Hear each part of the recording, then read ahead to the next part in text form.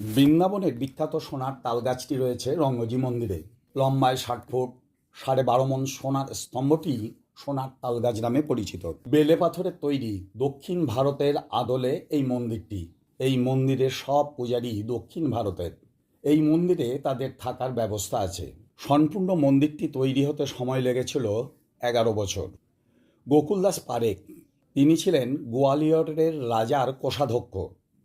তিনি ছিলেন নিঃসন্তান, নিজের বলতে ছিল এক ভাই। বিষয় সম্পত্তির কারণে ভাইয়ের সাথে মনোমালিন্য হলে তার বিষয় সম্পত্তি এক জৈন ধর্মাবলম্বী মণিরামকে দান করেন।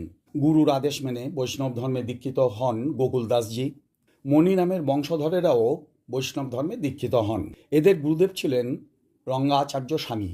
সেই সময় 50 লক্ষ টাকা খরচ করে সেঠ লক্ষ্মীচাঁদ জৈনের ভাই রাধাকৃষ্ণ ও গোবিন্দ দাস এই মন্দিরটি তৈরি করেন।